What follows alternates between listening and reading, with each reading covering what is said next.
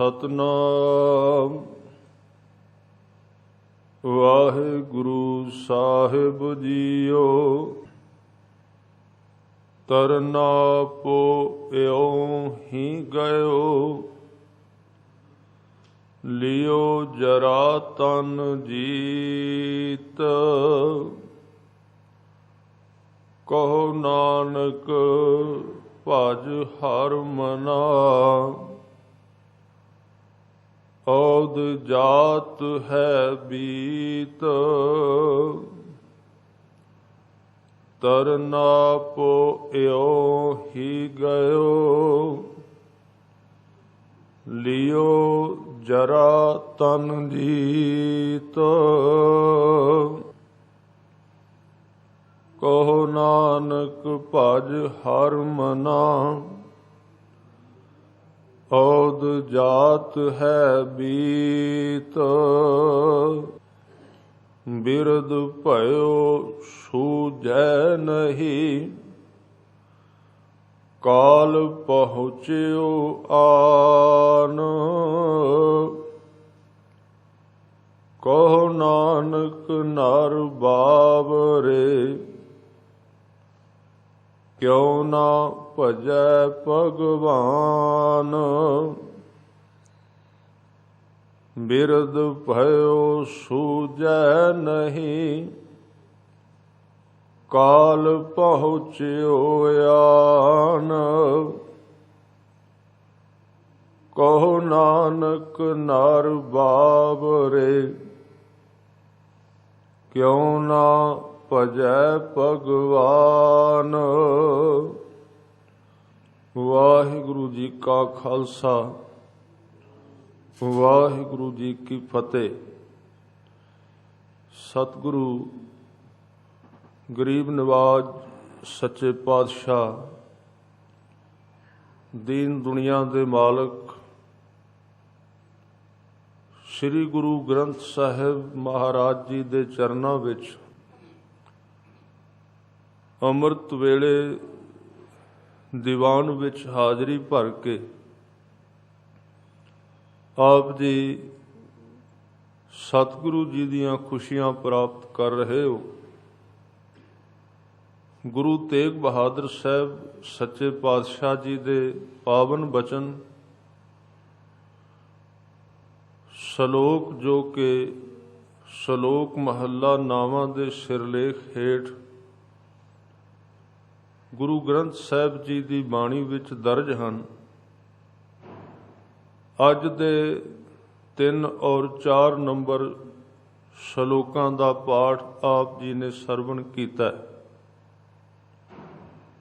इन्हां सलोकां दा अखरी भाव समझण दा यतन करिए। गुरु तेग बहादुर साहब जी कह रहे ने कि मनुख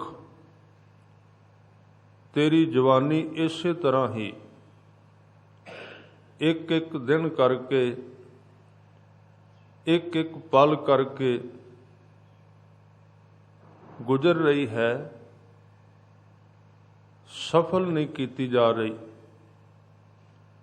एक तरह दे नाल अवेसलेपन विच, बेहोशी विच, नींद विच जो इस जवानी दे विच तू कारज कर सकना है, उस कारज नूं करन तो बिना ही इन्ना कीमती समा ते शक्ति दोवें ही गवाचते जा रहे हैं। समा आवेगा, अज तेरे शरीर दे विच वेखण दी शक्ति बहुत ज़्यादा है, अखां नवीआं ने, जवानी है, नज़र बड़ी तेज है, सुनन दी शक्ति भी बहुत है, हत्थां विच ताकत है, दिमाग की जिहड़ी सोचन शक्ति है वो भी कुदरती तौर पर नवी है, तेज है। ये सारियां चीज़ां जे तू अवेसलेपन विच गुरु के शब्द तो बिना इसे तरह समा गुजारदा गया ते तेरे शरीर दे अंदर एक काल रूपी, काल दा एक ऐसा चक्कर है ਜੋ ਇਸ ਜਵਾਨੀ ਦੀ ਸ਼ਕਤੀ ਨੂੰ ਖਾਈ ਜਾ ਰਿਹਾ ਹੈ। ਸਹਿਜੇ ਸਹਿਜੇ ਉਹਨੇ ਤੇਰੇ ਸਰੀਰ ਦੀ ਸ਼ਕਤੀ ਨੂੰ ਖਾ ਕੇ ਘੁਣ ਵਾਂਗ ਜਿਵੇਂ ਲੱਕੜ ਨੂੰ ਘੁਣ ਖਾਂਦਾ ਹੈ, ਆਕਾਰ ਤੇ ਉਸੇ ਤਰ੍ਹਾਂ ਬਣਿਆ ਰਹੇਗਾ ਸਰੀਰ ਦਾ। ਆਕਾਰ ਵਿੱਚ ਕਮੀ ਨਹੀਂ ਆਉਣੀ ਬੁਢੇਪੇ ਵਿੱਚ, ਪਰ ਵਿੱਚੋਂ ਇਹ ਕਾਲ, ਇਹ ਬੁਢੇਪਾ ਇਸ ਜਵਾਨੀ ਨੂੰ ਖਾ ਕੇ ਖੋਖਲਾ ਕਰ ਦੇਗਾ। ਨਾ ਫਿਰ ਇਹਦੇ ਵਿੱਚ ਪੜ੍ਹਨ ਦੀ ਸ਼ਕਤੀ, ਅੱਖਾਂ ਦੀ ਨਜ਼ਰ ਵੀ ਕਮਜ਼ੋਰ, ਨਾ ਤੁਰਨ ਦੀ ਸ਼ਕਤੀ, ਨਾ ਕੰਮ ਕਰਨ ਦੀ ਸ਼ਕਤੀ, ਨਾ ਕੁਝ ਸੁਣ ਸਕਣ ਦੀ ਸ਼ਕਤੀ ਤੇ ਸੋਚਣ ਸ਼ਕਤੀ। ਇਹ ਜਿੰਨੀਆਂ ਵੀ ਤਾਕਤਾਂ ਨੇ, ਇਹ ਸਾਰੀਆਂ ਦੀਆਂ ਸਾਰੀਆਂ ਅੰਤ ਨੂੰ ਕਮਜ਼ੋਰ ਪੈ ਗਈਆਂ।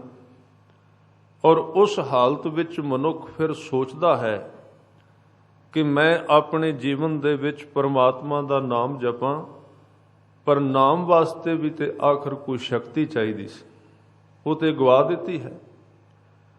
ਇਹਦੇ ਵਿੱਚ ਅਸਲ ਵਿੱਚ ਪਹਿਲੇ ਸ਼ਬਦ ਵਿੱਚ ਇੱਕ ਜਵਾਨ ਮਨੁੱਖ ਨੂੰ ਸਮਝਾਇਆ ਗਿਆ ਕਿ ਤੇਰੇ ਕੋਲ ਤਾਕਤ ਹੈ, ਤੂੰ ਇਹਦੀ ਵਰਤੋਂ ਠੀਕ ਕਰ।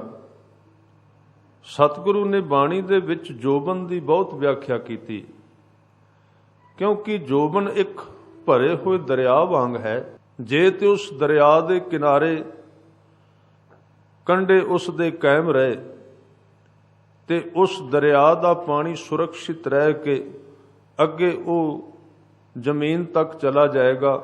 ਜ਼ਮੀਨਾਂ ਦੇ ਵਿੱਚ ਜਾ ਕੇ ਫਸਲ ਨੂੰ ਉਹ ਸਿੰਚਿਆ ਜਾਏਗਾ ਤੇ ਸਿੰਚਣ ਤੋਂ ਬਾਅਦ ਉਹਦੇ ਵਿੱਚ ਅਨਾਜ ਉੱਗੇਗਾ, ਪਾਣੀ ਕੰਮ ਆ ਗਿਆ।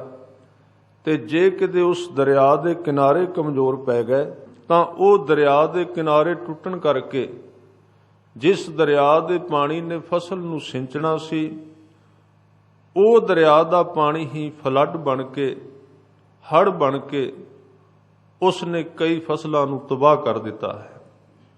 ਬਾਬਾ ਫਰੀਦ ਸਾਹਿਬ ਨੇ ਆਪਣੇ ਸ਼ਲੋਕਾਂ ਦੇ ਵਿੱਚ 2-3 ਸ਼ਲੋਕ ਔਰ ਸ਼ਬਦਾਂ ਦੇ ਵਿੱਚ ਤਕਰੀਬਨ 2 ਸ਼ਬਦ ਵੀ ਇਸ ਪੱਖ ਵਿੱਚ ਉਚਾਰੇ ਨੇ।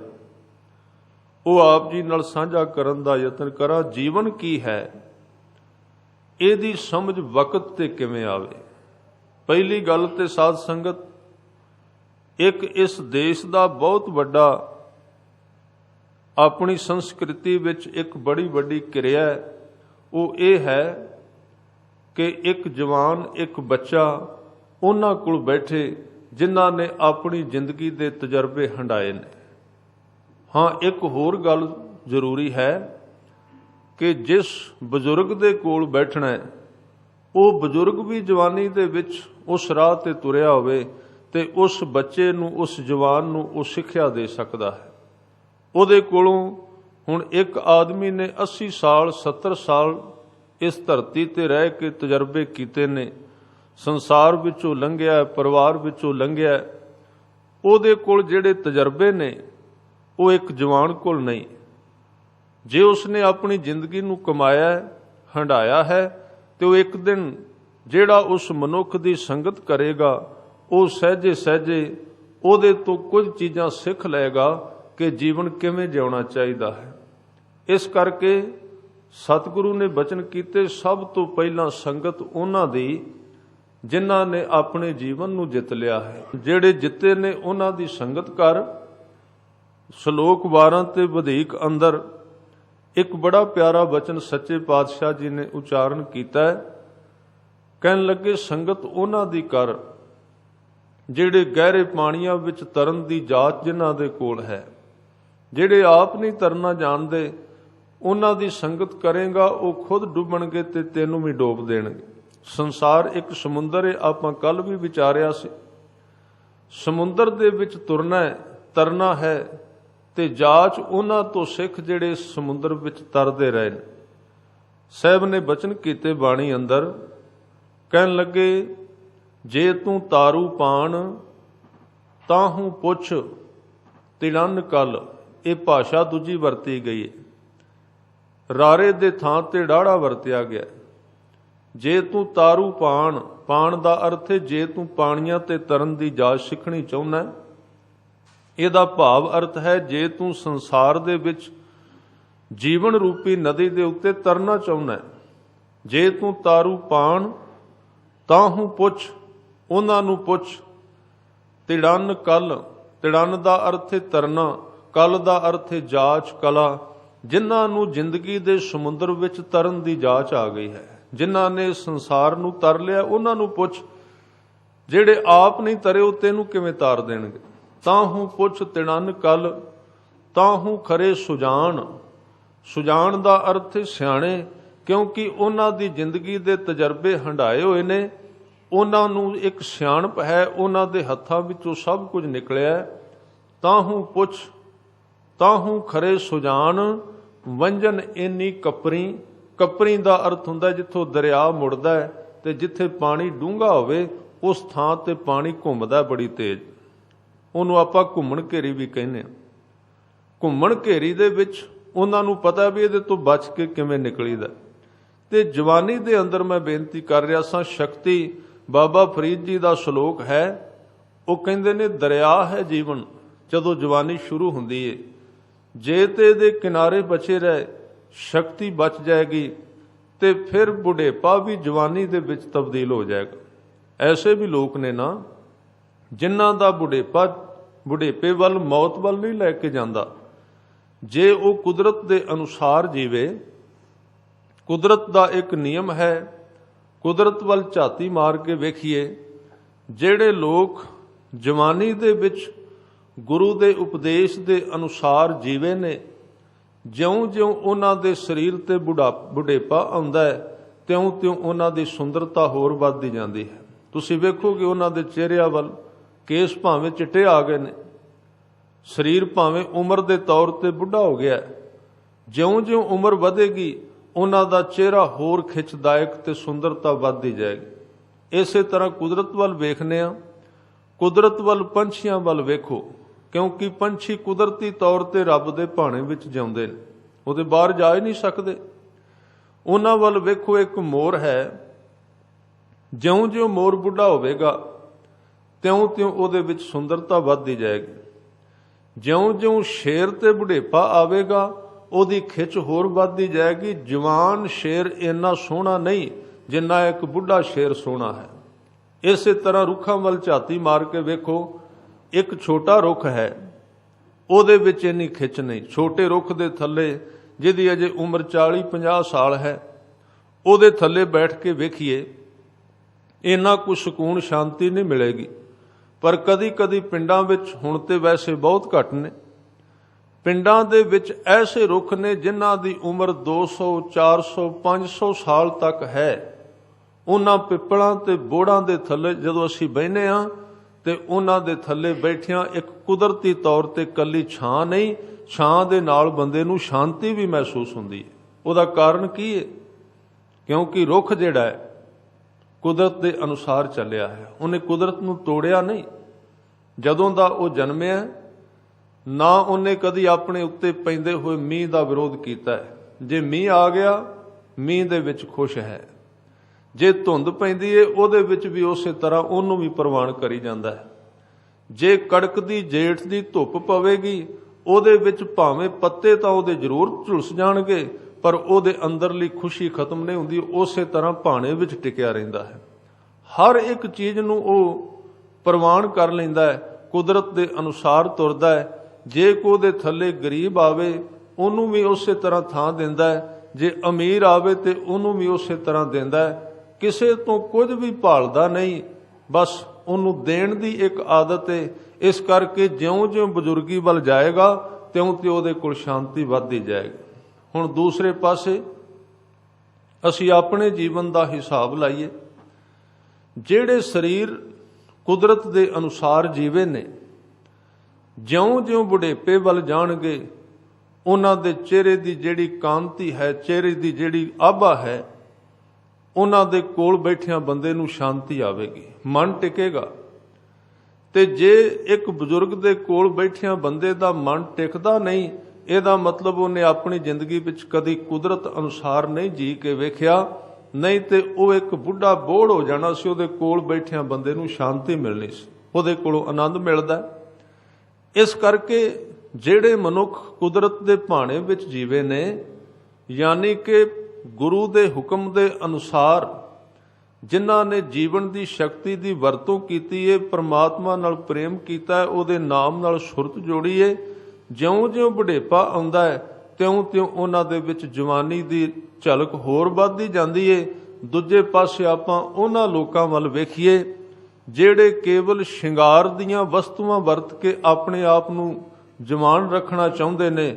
ਉਹ ਭਾਵੇਂ ਬਾਹਰੋਂ ਚਮਕਦੇ ਨੇ, ਦੂਰੋਂ ਵੇਖਾਂਗੇ ਤੇ ਥੋੜਾ ਜਿਹਾ ਲੱਗੇਗਾ। ਜੇ 2-4 ਦਿਨ ਨੇੜੇ ਜਾਓ, 2-4 ਦਿਨ ਗੱਲਾਂ ਕਰਕੇ ਵੇਖੋ ਤੇ ਉਹ ਇੱਕ ਨਕਲੀ ਮਨੁੱਖ ਪ੍ਰਤੀਤ ਹੋਵੇਗਾ। ਇਸ ਕਰਕੇ ਜਵਾਨੀ ਜਿਨ੍ਹਾਂ ਨੇ ਜੀਵਨ ਦੀ ਇਹ ਸ਼ਕਤੀ ਨੂੰ ਗੁਰੂ ਦੇ ਮਾਰਗ ਤੇ ਤੋਰਿਆ ਹੈ, ਗੁਰੂ ਦੇ ਰਸਤੇ ਤੇ ਤੋਰਿਆ, ਜਿਉਂ-ਜਿਉਂ ਜਵਾਨੀ ਉਹਨਾਂ ਦੀ ਬੁਢੇਪੇ ਵੱਲ ਆਉਂਦੀ ਏ, ਉਹਨਾਂ ਦੇ ਅੰਦਰੋਂ ਇੱਕ ਇਹ ਜਵਾਨੀ ਖਤਮ ਹੁੰਦਿਆਂ ਹੀ ਰੱਬ ਦੇ ਘਰ ਦੀ ਜਵਾਨੀ ਜਨਮ ਲੈ ਲੈਂਦੀ। ਬੁਢੇਪਾ ਨਹੀਂ ਆਉਂਦਾ, ਸਰੀਰ ਬੁੱਢਾ ਹੋ ਗਿਆ, ਪਰ ਜਿਉਂ-ਜਿਉਂ ਉਹਨਾਂ ਦਾ ਬੁਢੇਪਾ ਵੱਧਦਾ ਹੈ, ਉਹਨਾਂ ਦੀ ਮੌਤ ਜੀਵਨ ਵਿੱਚ ਤਬਦੀਲ ਹੋਣੀ ਸ਼ੁਰੂ ਹੋ ਜਾਂਦੀ। ਮੌਤ ਦਾ ਉੱਥੇ ਥਾਂ ਹੀ ਨਹੀਂ ਬਚਦਾ, ਨਵਾਂ ਜੀਵਨ ਮਿਲ ਗਿਆ, ਜੀਵਨ ਸਫਲ ਹੋ ਗਿਆ। ਸਤਿਗੁਰੂ ਗੁਰੂ ਤੇਗ ਬਹਾਦਰ ਸਾਹਿਬ ਸੱਚੇ ਪਾਤਸ਼ਾਹ ਜੀ ਹੁਣ ਉਸ ਮਨੁੱਖ ਦੀ ਵਿਆਖਿਆ ਕਰਦੇ ਨੇ ਜਿਨ੍ਹੇ ਸਰੀਰ ਧਾਰਨ ਕਰਕੇ ਆਪਣੀ ਤਰਨਾਪੋ ਨੂੰ ਅਰਥ ਇਹ ਸ਼ਬਦ ਬਣਿਆ ਤਰੁਣ ਤੋਂ, ਤਰੁਣ ਦਾ ਅਰਥ ਹੈ ਜਵਾਨੀ, ਜਿਨ੍ਹੇ ਆਪਣੀ ਜਵਾਨੀ ਦੀ ਕੀਮਤ ਨੂੰ ਸਮਝਿਆ ਹੀ ਨਹੀਂ, ਇਸ ਸ਼ਕਤੀ ਨੂੰ ਸੰਭਾਲਿਆ ਨਹੀਂ। ਤੇ ਮੈਂ ਉਦਾਹਰਨ ਦੇ ਰਿਹਾ ਸੀ, ਬਾਬਾ ਫਰੀਦ ਸਾਹਿਬ ਦੇ 2-3 ਸ਼ਲੋਕ ਨੇ, ਉਹਨਾਂ ਵਿੱਚ ਪਹਿਲਾ ਸ਼ਲੋਕ ਹੈ ਬਾਬਾ ਫਰੀਦ ਸਾਹਿਬ ਜੀ ਕਹਿੰਦੇ ਨੇ, ਕਹਿਣ ਲੱਗੇ ਸਬਰ ਇਹੋ ਸੁਆਓ ਜੇ ਤੂੰ ਬੰਦਾ ਦਿੜ ਕਰੈ। ਸਬਰ ਵੇਖੋ ਕਿਹੜੀ ਚੀਜ਼ ਹੈ। ਹੇ ਮਨੁੱਖ, ਜੇ ਤੂੰ ਸਬਰ ਨੂੰ ਦ੍ਰਿੜ ਕਰ ਲਵੇਂ, ਇਹ ਹੈ ਜ਼ਿੰਦਗੀ ਦਾ ਸੁਆਓ, ਜ਼ਿੰਦਗੀ ਦਾ ਧੁਰਾ, ਜ਼ਿੰਦਗੀ ਜਿਉਣ ਦਾ ਤਰੀਕਾ। ਸਬਰ ਇਹ ਸੁਆਓ ਜੇ ਤੂੰ ਬੰਦਾ ਦਿੜ ਕਰੈ, ਵੱਧ ਥੀਵੈ ਦਰਿਆਓ, ਤੂੰ ਇੱਕ ਦਰਿਆ ਬਣ ਜਾਏਗਾ, ਟੁੱਟ ਨਾ ਥੀਵੈ ਵਾਹੜਾ, ਤੇ ਛੋਟਾ ਜਿਹਾ ਵਾੜਾ ਨਹੀਂ ਬਣੇਗਾ ਜਿਹੜਾ ਰਾਹ ਵਿੱਚ ਹੀ ਸੁੱਕ ਜਾਂਦਾ, ਦਰਿਆ ਬਣ ਜਾਏਗਾ ਤੇਰਾ ਜੀਵਨ। ਜੀਵਨ ਦੀ ਸ਼ਕਤੀ ਜੇ ਰੋਕ ਲਈ ਤਾਂ ਕਦੀ ਵੀ ਖੀਨਤਾ ਨਹੀਂ ਆਏਗੀ, ਬੁਢੇਪਾ ਤੈਨੂੰ ਖਾਏਗਾ ਨਹੀਂ। ਔਰ ਸਬਰ ਦੇ ਉੱਤੇ ਥੋੜਾ ਜਿਹਾ ਆਪਾਂ ਸਮਝਣ ਦਾ ਯਤਨ ਕਰੀਏ। ਸਬਰ ਕੀ ਹੈ? ਸਬਰ ਇਹ ਸੁਭਾਓ। ਅੱਗੇ ਵੀ 2 ਸ਼ਲੋਕ ਹੋਰ ਨੇ, ਉਹਦੇ ਵਿੱਚ ਬਾਬਾ ਫਰੀਦ ਸਾਹਿਬ ਫਿਰ ਸਬਰ ਦੀ ਗੱਲ ਕਰਦੇ ਨੇ, ਸਬਰ ਦੇ ਉੱਤੇ ਫਿਰ ਬੋਲਦੇ ਨੇ, ਸਬਰ ਅੰਦਰ ਸਾਬਰੀ ਤਨ ਐਵੇਂ ਜਾਲੇਨ, ਹੋਣ ਨਜ਼ੀਕ ਖੁਦਾਏ ਦੇ ਭੇਤ ਨਾ ਕਿਸੈ ਦੇਣ। ਇੱਥੇ ਫਿਰ ਸਬਰ ਦੀ ਗੱਲ ਕੀਤੀ ਹੈ। ਇੱਕ ਤੀਜਾ ਸ਼ਲੋਕ ਦੇ ਨਾਲ ਉਹਦੇ ਵਿੱਚ ਫਿਰ ਸਬਰ ਦੀ ਗੱਲ ਕਰਦੇ ਨੇ। ਸਬਰ ਇਹ ਸੁਭਾਅ ਦਾ ਅਰਥ ਹੈ। ਹੁਣ ਸਬਰ ਨੂੰ ਥੋੜਾ ਜਿਹਾ ਸਮਝੀਏ। ਸਬਰ ਜ਼ਿੰਦਗੀ ਦਾ ਤੋਸਾ ਹੈ, ਸਬਰ ਜ਼ਿੰਦਗੀ ਦਾ ਖਜ਼ਾਨਾ ਹੈ।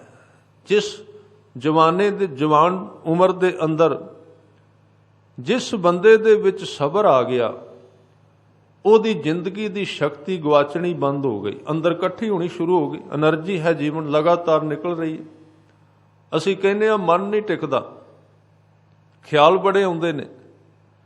ਖਿਆਲ ਤਾਂ ਆਉਂਦੇ ਨੇ ਕਿਉਂਕਿ ਸਾਡੇ ਵਿੱਚੋਂ ਲਗਾਤਾਰ ਇੱਕ ਬੜੀ ਜ਼ਬਰਦਸਤ ਤਾਕਤ ਨਿਕਲਦੀ ਹੈ, ਬੰਦੇ ਵਿੱਚ ਨਿਰੰਤਰ ਬਣੀ ਜਾ ਰਹੀ। ਪਸ਼ੂਆਂ ਵਿੱਚੋਂ ਨਹੀਂ ਹੈ, ਪੰਛੀਆਂ ਵਿੱਚ ਨਹੀਂ, ਮਨੁੱਖ ਵਿੱਚ ਬਣਦੀ ਹੈ। ਜਦੋਂ ਅਸੀਂ ਉਹਦੇ ਨਾਲ ਉਹ ਬਣਾਈ ਤਾਂ ਵਾਹਿਗੁਰੂ ਨੇ, ਅਕਾਲ ਪੁਰਖ ਨੇ ਜਿਹਨੂੰ ਸੁਰਤ ਕਿਹਾ ਹੈ, ਉਹਨੂੰ ਅੱਗੇ ਜਾ ਕੇ ਸੁਰਤ ਕਹਿ ਦਿੱਤਾ। ਸੁਰਤ ਨੂੰ ਸ਼ਬਦ ਨਾਲ ਜੋੜ ਤਾਂ ਹੀ ਕਿਹਾ। ਉਸ ਨੂੰ ਇਕੱਤਰ ਕਰਨ ਵਾਸਤੇ ਸ਼ਬਦ ਦੀ ਲੋੜ ਹੈ, ਅੰਦਰੋਂ ਲਗਾਤਾਰ ਪੈਦਾ ਹੋ ਰਹੀ ਹੈ। ਤੇ ਜਿਹੜੇ ਮਨੁੱਖ ਨਾਮ ਤੋਂ ਹੀਣੇ ਰਹੇ, ਉਹਨਾਂ ਦੀ ਇਹ ਸ਼ਕਤੀ ਫਿਰ ਅੱਖਾਂ ਵਿੱਚ ਚਲੀ ਗਈ, ਕੰਨਾਂ ਵਿੱਚ ਚਲੀ ਗਈ, ਰਸਨਾ ਤੇ ਚਲੀ ਗਈ। ਉਹਨਾਂ ਵਿੱਚ ਵੇਖਣ ਦੀ ਲਾਲਸਾ ਵੱਧ ਗਈ, ਉਹਨਾਂ ਵਿੱਚ ਖਾਣ ਦੀ ਲਾਲਸਾ ਵੱਧ ਗਈ, ਉਹਨਾਂ ਵਿੱਚ ਸੁਣਨ ਦੀ ਲਾਲਸਾ ਵੱਧ ਗਈ, ਉਹਨਾਂ ਵਿੱਚ ਸਪਰਸ਼ ਦੀ ਲਾਲਸਾ ਵੱਧ ਗਈ। ਇਹ ਕੁਦਰਤੀ ਹੈ, ਇਹਨੂੰ ਕੋਈ ਨਹੀਂ ਰੋਕ ਸਕਦਾ। ਜਿਸ ਮਨੁੱਖ ਦੇ ਸਰੀਰ ਵਿੱਚ ਪਰਮਾਤਮਾ ਦਾ ਨਾਮ ਨਹੀਂ ਟਿਕਦਾ, ਉਹ ਨਾ ਕਾਮ ਤੋਂ ਬਚ ਸਕਦਾ ਹੈ, ਨਾ ਕ੍ਰੋਧ ਤੋਂ ਬਚ ਸਕਦਾ ਹੈ, ਨਾ ਲੋਭ ਤੋਂ, ਨਾ ਮੋਹ ਤੋਂ, ਨਾ ਹੰਕਾਰ ਤੋਂ ਉਹਦੀ ਖਲਾਸੀ ਹੋ ਸਕਦੀ। ਇਹ ਸੋਚਣ ਦਾ ਵਿਸ਼ਾ ਨਹੀਂ ਹੈ। ਜੇ ਅਸੀਂ ਕਹੀਏ ਸੋਚ ਕੇ ਮੈਂ ਵਾਸ਼ਨਾ ਤੋਂ ਬਚਾਂਗਾ। ਠੀਕ ਹੈ, ਸੋਚ ਕੁਝ ਹੱਦ ਤੱਕ ਕੰਮ ਦਿੰਦੀ ਹੈ। ਸੋਚ ਇੱਕ ਅੰਕੁਸ਼ ਹੈ, ਇੱਕ ਪਾਬੰਦੀ ਹੈ ਕਿ ਇੱਕ ਚੀਜ਼ ਨੂੰ ਦ੍ਰਿੜ ਕਰ ਲੈਣਾ ਵੀ ਇਹਦੇ ਉੱਤੇ ਕੰਮ ਕਰਨਾ ਹੈ। ਉਹ ਚੀਜ਼ ਜ਼ਰੂਰ ਹੈ, ਪਰ ਉਹ 10-20% ਕੰਮ ਦੇਗੀ। ਇਹੀ ਸ਼ਕਤੀ ਜਿੰਨਾ ਚਿਰ ਇਹਨੂੰ ਸ਼ਬਦ ਨਾਲ ਨਹੀਂ ਜੋੜਿਆ ਜਾਂਦਾ, ਨਾ ਬੰਦੇ ਦੇ ਵੇਖਣ ਦੀ ਲਾਲਸਾ ਖਤਮ ਹੋਵੇਗੀ ਕਦੀ, ਉਹਦੀਆਂ ਅੱਖਾਂ ਖਤਮ ਹੋ ਜਾਣਗੀਆਂ, ਬੁਢੇਪਾ ਖਾ ਜਾਏਗਾ, ਨਜ਼ਰ ਕਮਜ਼ੋਰ ਪੈ ਜਾਏਗੀ, ਐਨਕਾਂ ਲੱਗ ਜਾਣਗੀਆਂ, ਨਜ਼ਰ ਕਮਜ਼ੋਰ ਹੋ ਜਾਏਗੀ, ਪਰ ਸਾਧ ਸੰਗਤ ਉਹਦੇ ਅੰਦਰੋਂ ਵੇਖਣ ਦੀ ਲਾਲਸਾ ਖਤਮ ਨਹੀਂ ਹੋਵੇਗੀ। ਭਾਵੇਂ ਉਹ ਕਿੰਨਾ ਰੋਕੇ, ਉਹਦਾ ਕਾਰਨ ਨੇ। ਹੁਣ ਇੱਥੇ ਇੱਕ ਹੋਰ ਗੱਲ ਵਾਪਰਦੀ ਜਿਹਨੂੰ ਗੁਰੂ ਤੇਗ ਬਹਾਦਰ ਸਾਹਿਬ ਕਹਿ ਰਹੇ ਨੇ, ਉਹ ਵੀ ਆਪ ਜੀ ਨਾਲ ਸਾਂਝੀ ਕਰਦੇ ਹਾਂ। ਤੀਸਰੀ ਗੱਲ ਕਹਿ ਰਹੇ ਨੇ ਕਿ ਜਦੋਂ ਸਾਰੀ ਜਵਾਨੀ ਦੇ ਵਿੱਚ ਜਿਹੜੇ ਅਸੀਂ ਅਭਿਆਸ ਕੀਤੇ ਨੇ, ਜਿਵੇਂ ਦਾ ਅਸੀਂ ਵੇਖਦੇ ਰਹੇ ਹਾਂ, ਜਿਵੇਂ ਦਾ ਅਸੀਂ ਸੁਣਦੇ ਰਹੇ ਹਾਂ, ਜਿਵੇਂ ਦਾ ਅਸੀਂ ਖਾਂਦੇ ਰਹੇ ਹਾਂ, ਜਿਵੇਂ ਦਾ ਅਸੀਂ ਬੋਲਦੇ ਰਹੇ ਹਾਂ, ਤੇ ਜਿਹੜੇ ਲੋਕਾਂ ਦੇ ਨਾਲ ਸੰਗਤ ਕਰਦੇ ਰਹੇ ਹਾਂ ਨਾ, ਉਹ ਆਦਤਾਂ ਅੰਦਰ ਇੰਨੀਆਂ ਸਟਰੋਂਗ ਹੋ ਜਾਂਦੀਆਂ ਨੇ, ਬੰਦੇ ਦੇ ਮਨ ਵਿੱਚ ਇੰਨੀਆਂ ਤਾਕਤ ਫੜ ਜਾਂਦੀਆਂ ਨੇ ਕਿ ਜਦੋਂ ਬੁਢੇਪਾ ਆ ਜਾਂਦਾ ਹੈ, ਬੰਦੇ ਦੇ ਕਿਨਾਰੇ ਟੁੱਟ ਜਾਂਦੇ ਨੇ। ਜੋ ਰੋਕਣਾ ਚਾਹਵੇ ਤੇ ਰੁਕਦਾ ਹੀ ਨਹੀਂ ਹੈ, ਅੰਦਰ ਕਮਜ਼ੋਰ ਪੈ ਜਾਂਦਾ। ਜਵਾਨੀ ਵਿੱਚ ਜੋ ਕੁਝ ਮਨੁੱਖ ਕਰਦਾ ਰਿਹਾ ਹੈ, ਉਸ ਨੇ ਅੰਦਰ ਇੰਨੀਆਂ ਤੇਜ਼ ਲੀਹਾਂ ਪਾ ਦਿੱਤੀਆਂ ਕਿ ਹੁਣ ਉਹਦੇ ਵਿੱਚੋਂ ਨਿਕਲਦਾ ਜਾਂਦਾ ਹੈ, ਪਰ ਪਰਤ ਕੇ ਫਿਰ ਮਨ ਉਹਨਾਂ ਵਿੱਚ ਤਿਲਕ ਜਾਂਦਾ ਹੈ, ਪਰਤ ਕੇ ਫਿਰ ਮਨ ਉਹਨਾਂ ਵਿੱਚ ਡਿੱਗ ਪੈਂਦਾ ਹੈ। ਇਸ ਕਰਕੇ ਗੁਰੂ ਤੇਗ ਬਹਾਦਰ ਸਾਹਿਬ ਜੀ ਦੇ ਬਚਨ ਨੇ ਕਿ ਤਰ ਨਾਪੋ ਇਉਂ ਹੀ ਗਇਓ। ਇਉਂ ਦਾ ਅਰਥ ਹੈ ਇਸੇ ਤਰ੍ਹਾਂ ਹੀ। ਤਰਨਾਪੋ ਤੇ ਬੇਹੋਸ਼ੀ ਵਿੱਚ ਗੁਜ਼ਰ ਗਿਆ, ਉਹਦੇ ਵਿੱਚ ਹੋਸ਼ ਹੀ ਨਹੀਂ ਆਈ, ਉਹਦੇ ਵਿੱਚ ਪਤਾ ਹੀ ਨਹੀਂ ਲੱਗਾ ਜੀਵਨ ਨੂੰ ਕਿਵੇਂ ਜਿਉਣਾ ਹੈ। ਤਰੁਣਾਪਨ ਤੇ ਇਸੇ ਤਰ੍ਹਾਂ ਹੀ ਗੁਜ਼ਰ ਗਿਆ। ਤੇ ਲਿਓ ਜਰਾ ਤਨ ਜੀਤ, ਹੁਣ ਇਹ ਤਨ ਜਿਹੜਾ ਬੁਢੇਪੇ ਨੇ ਜਿੱਤ ਲਿਆ ਹੈ। ਹੁਣ ਬੁਢੇਪਾ ਇਹਦੇ ਉੱਤੇ ਭਾਰੂ ਹੋ ਗਿਆ ਹੈ, ਹੁਣ ਇਹਦੀ ਵਾਹ ਨਹੀਂ ਚੱਲਦੀ। ਇਹਦੇ ਸੰਬੰਧ ਵਿੱਚ ਮੈਂ ਇੱਕ ਬਚਨ ਤੁਹਾਡੇ ਨਾਲ ਹੋਰ ਸਾਂਝਾ ਕਰਦਾ। ਇਸ ਦਸ਼ਾ ਦੇ ਵਿੱਚ, ਕਿਉਂਕਿ ਕੁਦਰਤੀ ਤੌਰ ਤੇ ਵੀ ਹੈ ਤੇ ਜਾਣਬੁੱਝ ਕੇ ਵੀ ਹੈ, ਕਿ ਜਦੋਂ ਬੰਦੇ ਦੀ ਜ਼ਿੰਦਗੀ ਤਕਰੀਬਨ 40-45 ਸਾਲ ਤੋਂ ਅੱਗੇ ਜਾਂਦੀ ਏ, ਜਦੋਂ ਜਿਵੇਂ ਕਹੀਏ ਵੀ ਮੱਛੀ ਪੂਰੀ ਤਰ੍ਹਾਂ ਪੱਥਰ ਚੱਟ ਲੈਂਦੀ ਏ, ਤੇ ਉੱਥੋਂ ਜਦੋਂ ਮਿਲਦਾ ਕੁਝ ਨਹੀਂ, ਫਿਰ ਬੰਦਾ ਵਾਪਸ ਮੁੜਦਾ ਹੈ। ਇਹ ਕੁਦਰਤੀ ਵੀ ਹੈ ਤੇ ਜਾਣਬੁੱਝ ਕੇ ਵੀ ਹੈ। ਜਾਣਬੁੱਝ ਕੇ ਇਸ ਕਰਕੇ ਹੈ ਕਿ ਸਾਡੇ ਸਮਾਜ ਦੇ ਵਿੱਚ ਸਮਝਾਇਆ ਜਾਂਦਾ ਹੈ, ਜਵਾਨੀ ਮਿਲੀ ਇਹ ਸੰਸਾਰ ਵਿੱਚ ਵੇਖ ਜੋ ਮਰਜ਼ੀ ਕਰੋ, ਸਮਝਾਇਆ ਜਾਂਦਾ ਹੈ। ਹੁਣ ਤੇ ਬੜੇ ਬੜੇ ਸਿਆਣੇ ਅਖਾਣ ਵੀ ਬਣ ਗਏ ਨੇ। ਹੁਣ ਤੇ ਅਖਾਣ ਬੜੇ ਸੋਹਣੇ ਤੁਹਾਨੂੰ ਸੁਣਨ ਨੂੰ ਮਿਲਣਗੇ ਵੀ ਦੁੱਧ ਦਾ ਤੇ ਪੁੱਤਰ ਦਾ ਪਤਾ ਨਹੀਂ ਕਹਿੰਦੇ ਕਦੋਂ ਫੁੱਟ ਜਾਏ। ਇਹ ਸਿਖਾਇਆ ਗਿਆ ਔਰ ਇਸ ਦਸ਼ਾ ਦੇ ਵਿੱਚ ਫਿਰ ਉਸੇ ਤਰ੍ਹਾਂ ਹੋਣ ਲੱਗ ਪੈਂਦਾ, ਕਿਉਂਕਿ ਉਹ ਰਵਾਇਤ ਬਣ ਜਾਂਦੀ ਵੀ ਇਸ ਤਰ੍ਹਾਂ ਹੋਣਾ ਹੀ ਹੋਣਾ ਹੈ। ਸਿਖਾਇਆ ਜਾਂਦਾ ਹੈ ਕਿ ਇਹ ਉਮਰ ਤਾਂ ਸਿਰਫ ਫੁੱਟਣ ਵਾਸਤੇ ਹੀ ਹੈ, ਸੁਧਰਨ ਵਾਸਤੇ ਤੇ ਹੈ ਹੀ ਨਹੀਂ। ਤਾਂ ਇਸ ਦਸ਼ਾ ਵਿੱਚ ਇਹ ਚੀਜ਼ਾਂ ਗਵਾਚਦੀਆਂ ਨੇ।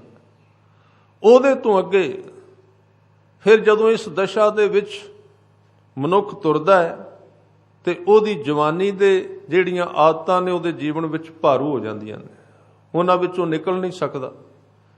ਫਿਰ ਬਾਅਦ ਵਿੱਚ ਕਮਜ਼ੋਰੀ ਵਿੱਚ ਫਸ ਜਾਂਦਾ ਹੈ। ਉਸ ਦਸ਼ਾ ਵਿੱਚ ਜਦੋਂ ਮਨੁੱਖ ਜਵਾਨੀ ਸਾਰੀ ਸੰਸਾਰ ਵਿੱਚ ਲੰਘਾ ਗਿਆ, ਪਰਤ ਕੇ ਵੇਖੀ ਨਹੀਂ ਗੁਰੂ ਦਾ ਉਪਦੇਸ਼ ਕੀ ਹੈ, ਤੇ ਉਹਦੇ ਤੋਂ ਬਾਅਦ ਜੇ ਉਹਦਾ ਮਨ ਕਰੇ ਵਾਪਸ ਮੁੜਨ ਦਾ, ਜਦੋਂ ਧਰਮ ਨੂੰ ਧਾਰਨ ਕਰਦਾ ਹੈ ਤੇ ਉਹ ਸਾਰਾ ਪਿਛਲਾ ਸੰਸਾਰ 20-25 ਸਾਲਾਂ ਦਾ ਉਹਦੇ ਸਾਹਮਣੇ ਆ ਕੇ ਖੜਾ ਹੋ ਜਾਂਦਾ ਹੈ। ਜਦੋਂ ਮੁੜਦਾ ਹੈ ਨਾ ਵਾਪਸ, ਉਹਦਾ ਕਮਾਇਆ ਹੋਇਆ ਸੰਸਾਰ ਉਹਦੇ ਸਾਹਮਣੇ ਆ ਕੇ ਖੜਾ ਹੋ ਜਾਂਦਾ ਹੈ। ਇਸ ਲਈ ਬਹੁਤੇ ਆਪਾਂ ਕਹਿੰਦੇ ਆ ਕਿ ਜਦੋਂ ਨਹੀਂ ਬਾਣੀ ਪੜ੍ਹਦੇ, ਸਿਮਰਨ ਨਹੀਂ ਕਰਦੇ, ਉਦੋਂ ਮਨ ਇਕਾਗਰ ਹੁੰਦਾ ਹੈ, ਤੇ ਜਦੋਂ ਅਸੀਂ ਸਿਮਰਨ ਕਰਨੇ ਆ ਜਾਂ ਬਾਣੀ ਪੜ੍ਹਨ ਲੱਗਨੇ ਆ ਤੇ ਅੰਦਰ ਖਿਆਲਾਂ ਦੀ ਨਦੀ ਤੁਰ ਪੈਂਦੀ ਹੈ।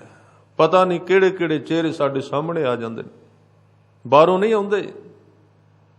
ਗੁਰੂ ਸਾਹਿਬ ਦਾ ਫੈਸਲਾ, ਭਾਂਡੇ ਵਿੱਚੋਂ ਉਹ ਹੀ ਨਿਕਲਦਾ ਹੈ ਜੋ ਭਾਂਡੇ ਵਿੱਚ ਪਾਇਆ ਗਿਆ ਹੈ, ਭਾਵੇਂ ਇਹ ਜਾਣੇ ਪਿਆ ਹੈ ਜਾਂ ਅਣਜਾਣੇ ਪੈ ਗਿਆ ਹੈ। ਭਾਂਡੇ ਵਿੱਚੋਂ ਉਹ ਹੀ ਨਿਕਲੇਗਾ ਜੋ ਉਹਦੇ ਵਿੱਚ ਪਹਿਲਾਂ ਪਾਇਆ ਗਿਆ।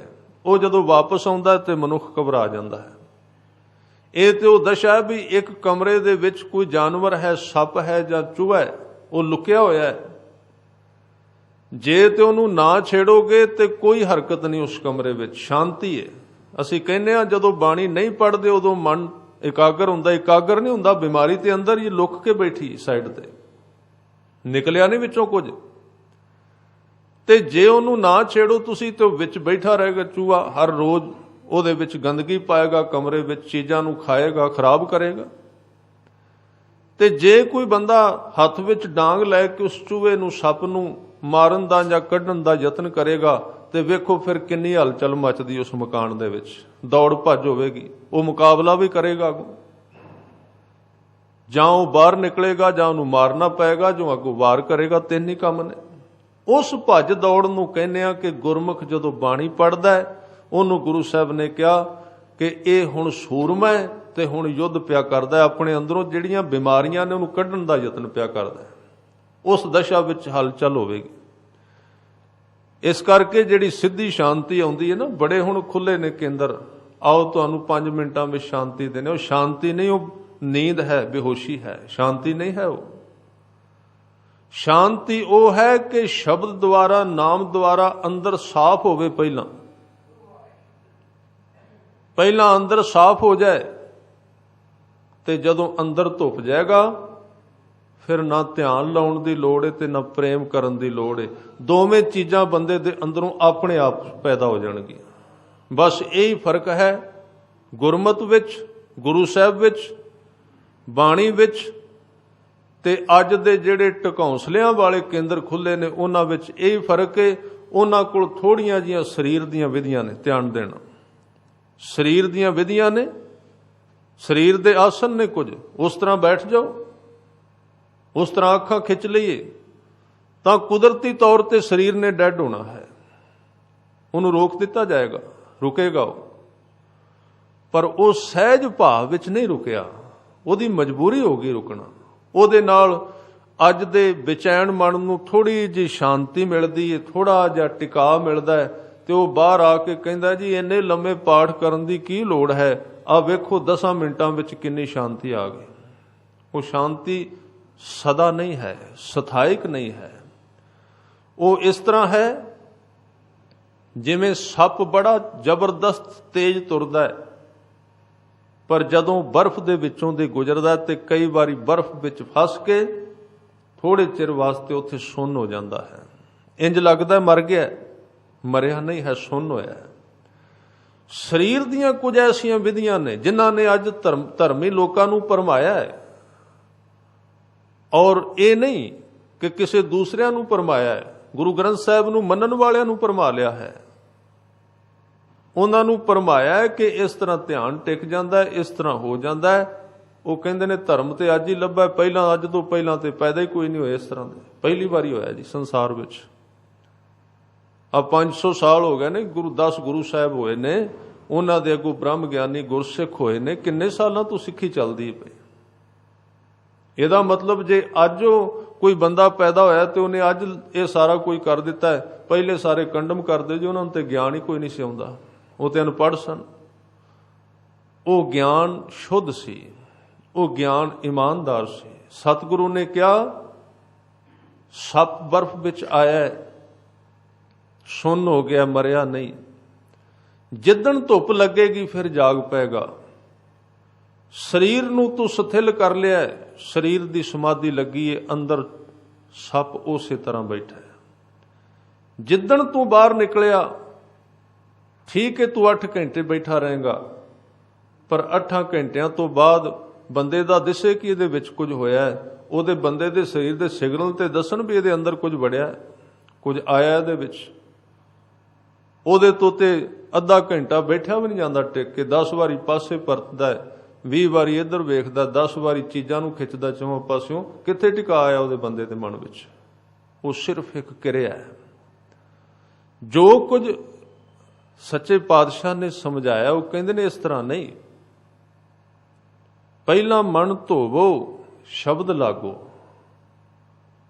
ਪਹਿਲਾਂ ਜਦੋਂ ਅੰਦਰ ਸਾਫ਼ ਕਰੇਗਾ, ਆਪੇ ਸਭ ਕੁਝ ਪੈਦਾ ਹੋਣਾ। ਮਨ ਧੋਵੋ, इस करके सिੱਖੀ ਦਾ ਸੰਬੰਧ ਹੈ ਜੀਵਨ ਧੋਣ ਨਾਲ, ਜੀਵਨ ਟਿਕਾਉਣ ਨਾਲ ਨਹੀਂ। ਟਿਕੇਗਾ ਆਪੇ ਜਿੱਦਣ ਧੁੱਪ ਗਿਆ। ਮਨ ਧੋਵੋ, ਮਹਾਰਾਜ ਕਾਹਦੇ ਨਾਲ ਧੋਈਏ? ਸ਼ਬਦ ਲਾਗੋ, ਸ਼ਬਦ ਨਾਲ ਇਸ ਮਨ ਨੂੰ ਮਲੋ। ਅੰਦਰ ਹੀ ਤੇਰੇ ਇੱਕ ਤੀਰਥ, ਅੰਤਰਗਤ ਤੀਰਥ। ਅੰਤਰਗਤ ਦਾ ਅਰਥ ਹੈ ਅੰਦਰ ਜਾ। ਅੰਤਰਗਤ ਕਿੱਥੇ ਹੈ? ਸਰੀਰ ਦੇ ਵਿੱਚ ਹੈ। ਹਜੂਰ ਕਹਿੰਦੇ ਨੇ ਅੰਤਰਗਤ ਵਰਤਮਾਨ ਹੈ। ਜਿੱਥੇ ਤੂੰ ਹੁਣ ਜਿਉ ਰਿਹਾ ਹੈ ਉੱਥੇ ਨਾਮ ਲੈ ਕੇ ਜਾ। ਨਾ ਤੇਰਾ ਧਿਆਨ ਪਿੱਛੇ ਜਾਏ ਕੱਲ ਕੀ ਹੋਇਆ ਸੀ, ਨਾ ਤੇਰਾ ਧਿਆਨ ਅੱਗੇ ਜਾਏ। ਉਹਨੂੰ ਕਿਹਾ ਅੰਤਰਗਤ, ਅੰਤਰ ਦੀ ਗਤੀ, ਜਿੱਥੇ ਅੰਦਰ ਤੁਰੀਦਾ ਹੈ। ਅੰਤਰਗਤ ਤੀਰਥ, ਉੱਥੇ ਇੱਕ ਤੀਰਥ ਹੈ। ਮਲ ਨਹਾਓ, ਉੱਥੇ ਜਦੋਂ ਤੂੰ ਨਾਮ ਜਪੇਗਾ ਉਸ ਥਾਂ ਤੇ ਬਾਣੀ ਪੜ੍ਹੇਗਾ ਤੇ ਤੇਰਾ ਮਨ ਬਾਣੀ ਮਲਦਾ ਹੈ। ਤੀਰਥ ਮਲ ਨਹਾਓ, ਮਨ ਮਲਿਆ ਜਾਏਗਾ, ਧੁੱਪ ਜਾਏਗਾ। ਇਸ ਕਰਕੇ ਸਿੱਖੀ ਦਾ ਧਰਮ, ਮੈਂ ਬੇਨਤੀ ਕਰਾਂ, ਭਾਵੇਂ ਵਿੱਚ ਸ਼ਬਦ ਆਏ ਨੇ ਧਿਆਨ ਧਰੋ ਤੇ ਕੋ ਮਨ ਮੈਂ, ਪ੍ਰੇਮ ਦੀ ਵੀ ਗੱਲ ਗੁਰੂ ਸਾਹਿਬ ਨੇ ਕੀਤੀ। ਸਾਰੀਆਂ ਚੀਜ਼ਾਂ ਆਉਂਦੀਆਂ ਨੇ, ਪਰ ਸਿੱਖੀ ਦੀ ਸ਼ੁਰੂਆਤ ਹੁੰਦੀ, ਸਿੱਖੀ ਇਸ਼ਨਾਨ ਦਾ ਧਰਮ ਹੈ। ਇਸ਼ਨਾਨ ਦਾ ਸੰਬੰਧ ਇਕੱਲੇ ਸਰੀਰ ਨਾਲ ਨਹੀਂ ਹੈ। ਉਹ ਤੇ ਤਾਂ ਦਿੱਤਾ ਕਿ ਸਰੀਰ ਸਵੱਛ ਹੋਵੇ, ਤਾਂ ਕਿ ਮੈਲਾ ਮਨ ਵਿੱਚੋਂ ਦਿਸ ਪਵੇ। ਸਰੀਰ ਦੀ ਸਵੱਛਤਾ ਦੀ ਤਾਂ ਲੋੜ ਹੈ। ਸਿੱਖੀ ਦੀ ਸ਼ੁਰੂਆਤ ਇਸ਼ਨਾਨ ਤੋਂ ਹੈ। ਸਰੀਰ ਦਾ ਇਸ਼ਨਾਨ ਬਾਹਰਲੇ ਪਾਣੀ ਨਾਲ, ਅੰਦਰਲੇ ਸਰੀਰ ਦਾ ਇਸ਼ਨਾਨ ਬਾਣੀ ਨਾਲ, ਨਾਮ ਨਾਲ। ਤਾਂ ਹੀ ਗੁਰੂ ਰਾਮਦਾਸ ਜੀ ਨੇ ਕਿਹਾ, ਜੇ ਤੂੰ ਸਿੱਖ ਹੈ ਤੇ ਸਵੇਰੇ ਉੱਠ ਕੇ ਨਾਮ ਜਪ ਤੇ ਧੋ ਆਪਣੇ ਆਪ। ਗੁਰ ਸਤਿਗੁਰ ਕਾ ਜੋ ਸਿੱਖ ਅਖਾਏ, ਸੋ ਭਲਕੇ ਉੱਠ ਹਰ ਨਾਮ ਧਿਆਵੈ। ਉਦਮ ਕਰੇ ਭਲਕੇ ਪ੍ਰਭਾਤੀ, ਇਸ਼ਨਾਨ ਕਰੈ ਅੰਮ੍ਰਿਤ ਸਰ ਨਾਵੈ। ਇਹ ਅੰਮ੍ਰਿਤ ਸਰ ਨਾਵੈ, ਅੰਮ੍ਰਿਤ ਸਰ ਸ਼ਬਦ ਦੇ ਵਿੱਚ ਇਸ਼ਨਾਨ ਕਰੇ ਮਨੁੱਖ। ਅੰਦਰ ਧੁੱਪਣਾ ਸ਼ੁਰੂ ਹੋਵੇ, ਜਦੋਂ ਅੰਦਰੋਂ ਮੈਲ ਨਿਕਲ ਗਈ ਬਾਕੀ ਸਭ ਕੁਝ ਆਪੇ ਹੋ ਜਾਏਗਾ। ਵਿਸ਼ਾ ਚੱਲ ਰਿਹਾ ਸੀ ਤਰਨਾਪੋ ਇਉਂ ਹੀ ਗਇਓ। ਤਰੁਣ ਅਵਸਥਾ ਵਿੱਚ ਜੋ ਕੁਝ ਅਸੀਂ ਕਮਾਇਆ ਹੈ, ਉਹ ਜਦੋਂ ਮਨੁੱਖ ਪਰਤ ਕੇ ਧਰਮੀ ਬਣਦਾ ਤੇ ਉਹ ਸਾਰੀ ਤਰੁਣ ਜਵਾਨੀ ਦੇ ਵਿੱਚ ਕਮਾਏ ਹੋਏ ਖਿਆਲ, ਮਿਲੇ ਹੋਏ ਚਿਹਰੇ ਉਹਦੇ ਵਿੱਚੋਂ ਇੱਕਦਮ ਉੱਭਰ ਕੇ ਪ੍ਰਗਟ ਹੁੰਦੇ ਨੇ। ਉੱਥੇ ਫਿਰ ਟਿਕਾ ਨਹੀਂ ਹੈ। ਇਸ ਕਰਕੇ ਧੋਖਾ ਹੈ ਕਿਸੇ ਧਰਮੀ ਬੰਦੇ ਨੂੰ ਕਹਿਣਾ ਆਓ ਤੇ ਪਹਿਲੇ ਦਿਨ ਤੁਹਾਡਾ ਮਨ ਟਿਕ ਜਾਏਗਾ। ਨਹੀਂ ਟਿਕੇਗਾ। ਜੇ ਪਹਿਲੇ ਦਿਨ ਹੀ ਮਨ ਟਿਕਿਆ ਤੇ ਉਹ ਧਰਮ ਠੀਕ ਨਹੀਂ ਹੈ, ਉਹ ਬੇਹੋਸ਼ੀ ਦਿੰਦਾ ਹੈ।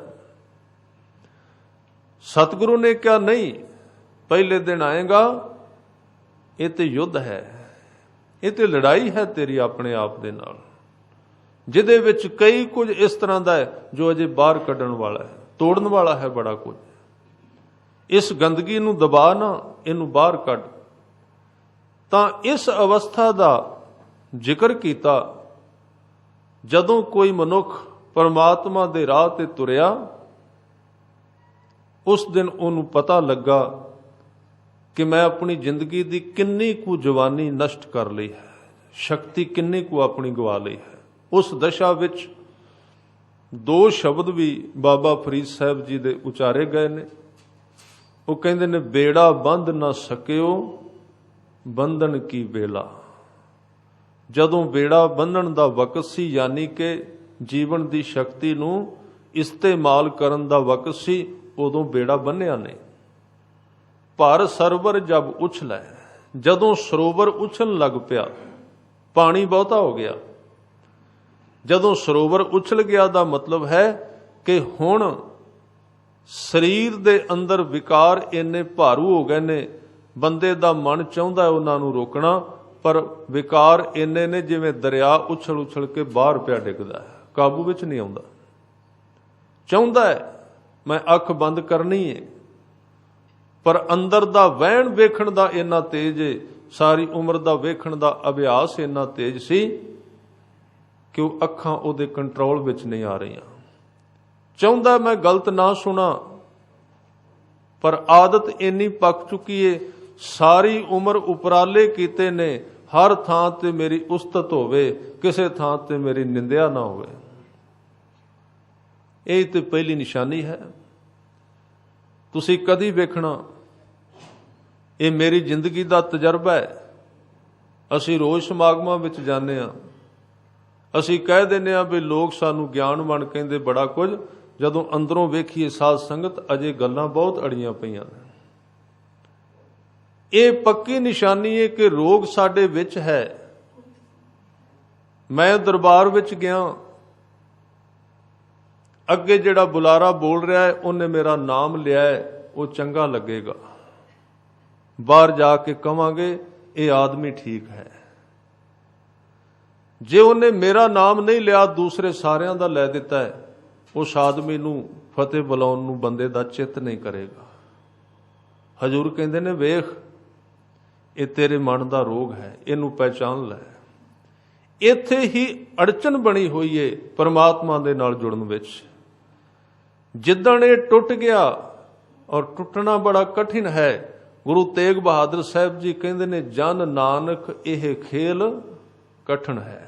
ਬਾਕੀ ਸਾਰੀਆਂ ਗੱਲਾਂ ਸੌਖੀਆਂ ਨੇ। ਕੋਈ 4 ਵੇਦ ਇਕੱਠੇ ਕਰਕੇ ਸੁਣਾਦਾ, ਕੋਈ ਬਾਈਬਲ, ਕੋਈ ਕੁਰਾਨ। ਤੇ ਮੈਂ ਵੀ ਬੇਨਤੀ ਕਰਦਾ, ਕੋਈ ਬਾਣੀ ਪੜ੍ਹ ਕੇ ਸੁਣਾਦਾ, ਜਿੰਨੀ ਮਰਜ਼ੀ ਯਾਦ ਹੋਵੇ, ਕੀ ਫਰਕ ਪੈਂਦਾ ਹੈ? ਇਹ ਮਿਹਨਤ ਹੈ, ਇਹ ਸੌਖਾ ਹੈ, ਇਹ ਕਰ ਸਕੀਦਾ ਹੈ। ਪਰ ਜਿਹੜੇ ਥਾਂ ਤੇ ਅੰਦਰ ਰੁਕਾਵਟ ਹੈ ਉਹਨੂੰ ਹਟਾਉਣਾ ਬਹੁਤ ਔਖਾ ਹੈ।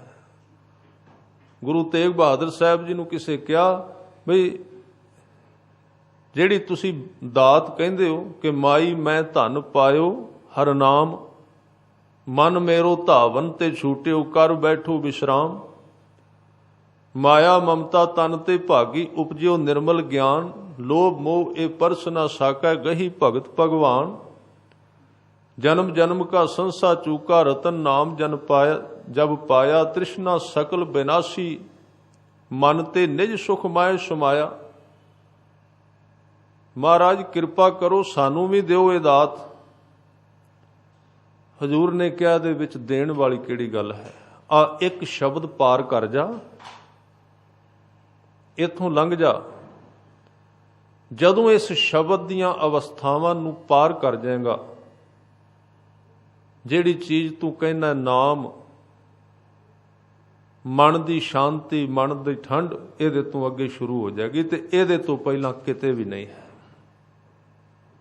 ਸ਼ਬਦ ਬਹੁਤ ਪਿਆਰਾ ਹੈ, ਜੋ ਨਰ ਦੁਖ ਮੈਂ ਦੁਖ ਨਹੀਂ ਮਾਨੈ, ਸੁਖ ਸਨੇਹੋ ਅਰ ਭੈ ਨਹੀਂ ਜਾਂਕੈ, ਕੰਚਨ ਮਾਟੀ ਮਾਨੈ।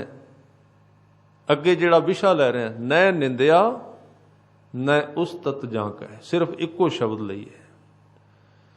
जिहदी निंदिया होवे ते दुख ना होवे ते जिहदी उस्तत होवे ते उहनूं सुख ना मिले। जिद्दण ये वापर गया, लोग कहंदे ने दसो तुहाडी दिव्य दृष्टि खुली है कि नहीं?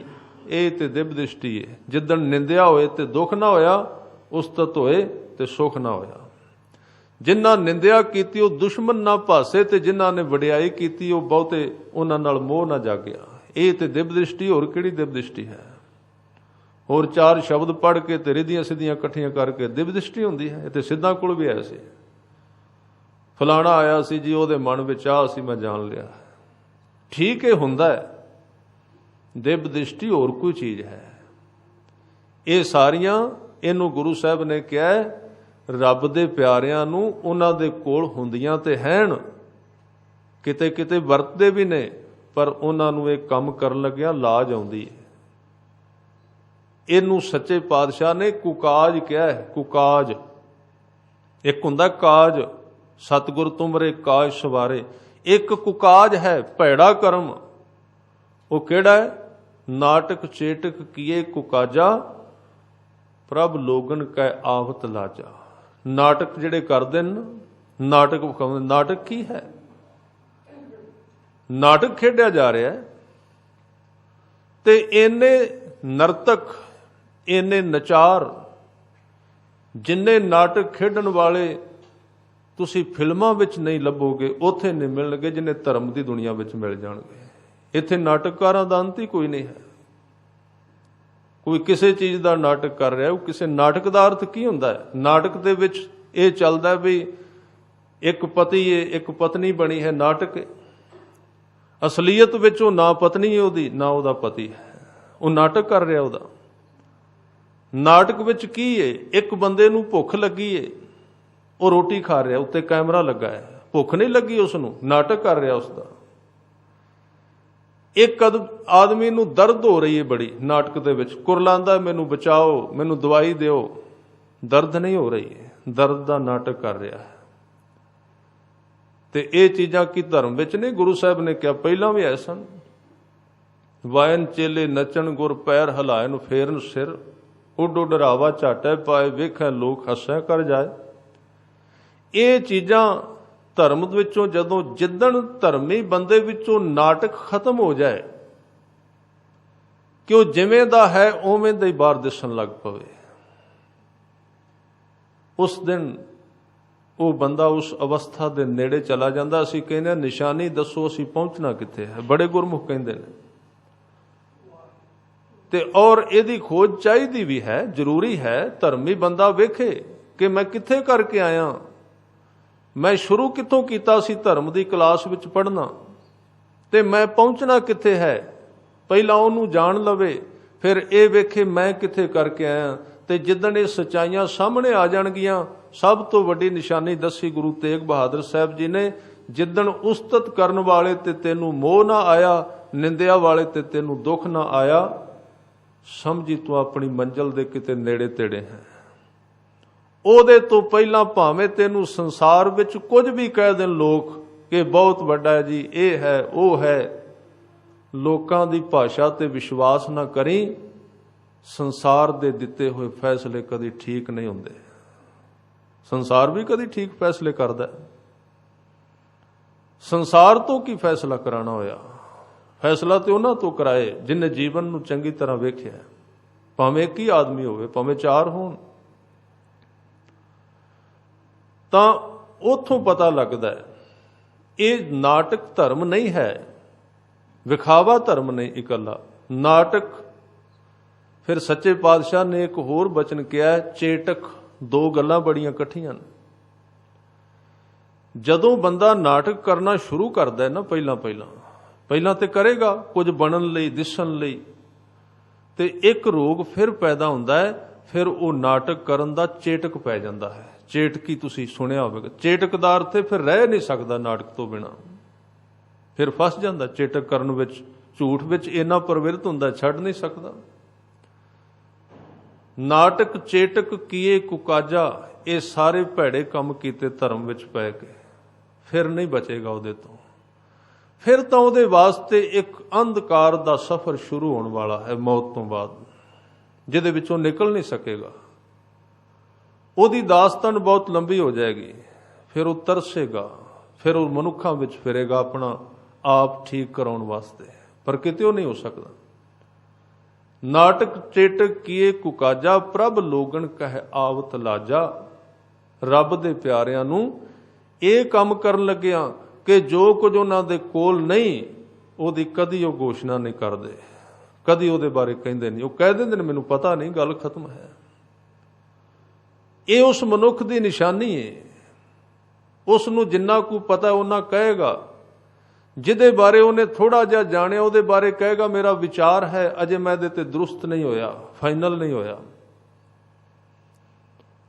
ਇੱਕੋ ਗੱਲ ਹੋਰ ਕਹਿ ਸਕਦਾ ਹੈ ਕਿ ਜੋ ਕੁਝ ਮੇਰੇ ਗੁਰੂ ਗ੍ਰੰਥ ਸਾਹਿਬ ਨੇ ਕਿਹਾ ਉਹ ਫਾਈਨਲ ਹੈ, ਭਾਵੇਂ ਉਹ ਮੇਰੇ ਤਜਰਬੇ ਵਿੱਚ ਨਹੀਂ ਆਇਆ, ਉਹ ਠੀਕ ਹੈ, ਉਹਨੂੰ ਮੈਂ ਮੰਨਦਾ ਹਾਂ।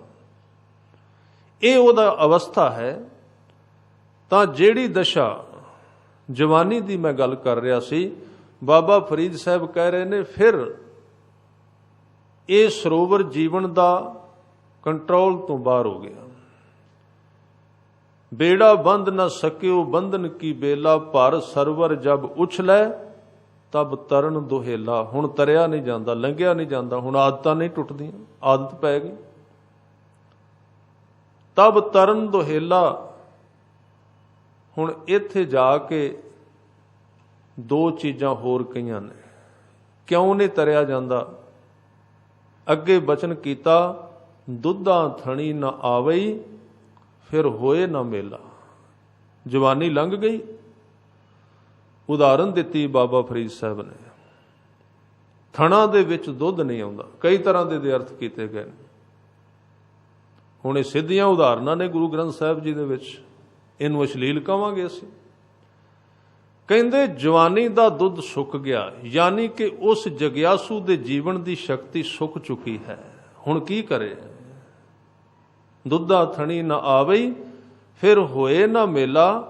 ਇਹਦੇ ਅਰਥ ਇਹ ਵੀ ਕੀਤੇ ਨੇ, ਜਿਹੜਾ ਦੁੱਧ ਇੱਕ ਵਾਰੀ ਗਾਂ ਦੇ ਥਣਾ ਵਿੱਚੋਂ ਚੋ ਲਈਦਾ ਉਹ ਵਾਪਸ ਨਹੀਂ ਜਾਂਦਾ ਉਹਨਾਂ ਥਣਾ ਵਿੱਚ। ਜਿਹੜਾ ਸਮਾਂ ਲੰਘ ਗਿਆ ਉਹ ਹੱਥ ਨਹੀਂ ਆਉਂਦਾ। ਇਹਦੇ ਇਹ ਵੀ ਅਰਥ ਕੀਤੇ ਨੇ ਵਿਦਵਾਨਾਂ। ਅੱਗੇ ਬਚਨ ਕੀਤੇ, ਇੱਕ ਆਪੀ ਨੈ ਪਤਲੀ। ਆਪੀ ਨਾ ਦਾ ਅਰਥ ਹੈ ਉਹਦਾ ਆਪਣਾ ਆਪ ਪਤਲਾ ਪੈ ਜਾਂਦਾ ਹੈ, ਕਮਜ਼ੋਰ ਪੈ ਜਾਂਦਾ ਹੈ। ਉਹ ਚਾਹੁੰਦਾ ਹੈ ਕੁਝ ਕਰਨਾ, ਕਰ ਨਹੀਂ ਸਕਦਾ। ਸਹਿ ਕੇ ਰੇ ਬੋਲਾ। ਸਹਿ ਦਾ ਅਰਥ ਹੈ ਪਰਮਾਤਮਾ ਦੇ ਬੋਲ ਉੱਤੋਂ ਬੜੇ ਖਰਵੇ ਨੇ ਕਿ ਜੇ ਤੂੰ ਇਸ ਰਾਹ ਤੇ ਠੀਕ ਨਾ ਤੁਰਿਆ ਤੇ ਮੈਂ ਤੈਨੂੰ ਪ੍ਰਵਾਨਗੀ ਨਹੀਂ ਦੇਣੀ। ਇਹਦੇ ਵਿੱਚ ਫਿਰ ਇੱਕ ਜਾਂਚ ਦਸੀ, ਉਹ ਆਦਮੀ ਕੀ ਕਰੇ। ਭਾਵੇਂ ਕਿ ਅੱਗੇ ਬਹੁਤ ਵਿਸ਼ੇ ਆਉਣੇ ਨੇ ਬੁਢੇਪੇ ਦੇ ਸੰਬੰਧ ਵਿੱਚ। ਪਹਿਲਾਂ ਤੇ ਮੁੱਢ ਨੂੰ ਲਿਆ ਗੁਰੂ ਤੇਗ ਬਹਾਦਰ ਸਾਹਿਬ ਨੇ, ਕਿਉਂਕਿ ਉਹਨਾਂ ਨੇ ਖੁਦ ਜਵਾਨੀ ਨੂੰ ਚੰਗੀ ਤਰ੍ਹਾਂ ਹੰਢਾ ਕੇ ਵੇਖਿਆ। ਔਰ ਐਸੀ ਅਜੀਬ ਸ਼ਖਸੀਅਤ ਨੇ ਗੁਰੂ ਤੇਗ ਬਹਾਦਰ ਸਾਹਿਬ ਕਿ ਜਿਹੜੇ 14 ਸਾਲ ਦੀ ਉਮਰ ਵਿੱਚ ਪਰਮਾਤਮਾ ਦੇ ਚਿੰਤਨ ਦੀ ਦੁਨੀਆ ਵਿੱਚ ਬਹੁਤੇ ਗਹਿਰੇ ਪ੍ਰਵੇਸ਼ ਕੀਤੇ ਨੇ। 14 ਸਾਲ ਦੀ ਉਮਰ ਵਿੱਚ ਤਪੱਸਿਆ ਦੇ ਰਾਹ ਵਿੱਚ ਬਹੁਤ ਹੀ ਗਹਿਰਾਈ ਨਾਲ ਪ੍ਰਵੇਸ਼ ਕੀਤੇ। ਹੈ ਤੇ ਪਹਿਲਾਂ ਵੀ ਉਹਨਾਂ ਦਾ ਸੁਭਾਅ ਸੀ, ਜਨਮ ਤੋਂ ਲੈ ਕੇ ਇਸੇ ਤਰ੍ਹਾਂ ਸਨ। 9 ਸਾਲ ਤੱਕ ਵੀ ਜਿੱਥੇ ਬੈਠਣਾ ਬੈਠੇ ਰਹਿਣਾ, ਬੜਾ ਕੁਝ ਅੰਦਰ ਹੈ ਸੀ ਪਹਿਲਾਂ ਹੀ। 14 ਸਾਲ ਦੀ ਉਮਰ ਵਿੱਚ ਬਕਾਲੇ ਵਿੱਚ ਬੈਠੇ ਨੇ ਤੇ 14 ਸਾਲ ਦੀ ਉਮਰ ਵਿੱਚ ਨਾਲ ਹੀ ਸ਼ਾਦੀ ਹੋਈ। ਬੜਾ ਅਜੀਬ ਸੰਗਮ ਹੈ, ਦੋਵੇਂ ਚੀਜ਼ਾਂ ਇਕੱਠੀਆਂ ਨੇ। ਅੱਜ ਸਾਡੇ ਲੋਕ ਕਹਿੰਦੇ ਨੇ ਸ਼ਾਦੀ ਕੀ? ਇੱਕ ਤਰ੍ਹਾਂ ਦਾ ਵਿਚਾਰ ਹੈ ਜਵਾਨੀ ਕੀ ਤੇ ਧਰਮ ਕੀ, ਦੋਵੇਂ ਇਕੱਠੇ ਕਿਵੇਂ? ਪਰ ਜਿਸ ਗੁਰੂ ਤੇਗ ਬਹਾਦਰ ਸਾਹਿਬ ਨੇ ਇਹ ਜੀਵਨ ਜੀ ਕੇ ਦਿਖਾਇਆ, ਉਹ ਕਹਿੰਦੇ ਨੇ ਆ ਤੈਨੂੰ ਦੱਸਾਂ, ਮੈਂ ਸ਼ਾਦੀ ਵੀ 14 ਸਾਲ ਦੀ ਉਮਰ ਵਿੱਚ ਕਰਾਈ ਹੈ ਤੇ ਮੈਂ ਬੰਦਗੀ ਵੀ 14 ਸਾਲ ਦੀ ਉਮਰ ਵਿੱਚ ਸ਼ੁਰੂ ਕੀਤੀ ਹੈ। ਦੋਵੇਂ ਇਕੱਠੇ ਚੱਲੇ ਔਰ ਨਿਰੰਤਰ 27 ਸਾਲ ਤੱਕ ਚੱਲੇ। ਇਹਦੇ ਵਿੱਚ ਉਹਨਾਂ ਨੇ ਮਨੁੱਖ ਦੀ ਵਾਸ਼ਨਾ ਦੇ ਗਹਿਰੇ ਤਜਰਬੇ ਕੀਤੇ ਨੇ ਇਸ ਸਮੇਂ ਦੌਰਾਨ। ਔਰ ਤਾਂ ਹੀ ਇਹ ਸ਼ਬਦ ਆਏ ਨੇ, ਮਾਈ ਮਨ ਮੇਰੋ ਬਸ ਨਾ ਹੈ। ਬੜੇ ਸ਼ਬਦ ਆਉਣਗੇ ਗੁਰੂ ਗ੍ਰੰਥ ਸਾਹਿਬ ਜੀ ਦੀ ਬਾਣੀ ਵਿੱਚ, ਜਿਹੜੇ ਉਹਨਾਂ ਦੇ 59 ਸ਼ਲੋਕ ਨੇ। ਪਾਪੀ ਹੀਐ ਮੈਂ ਕਾਮ ਵਿਸਾਏ।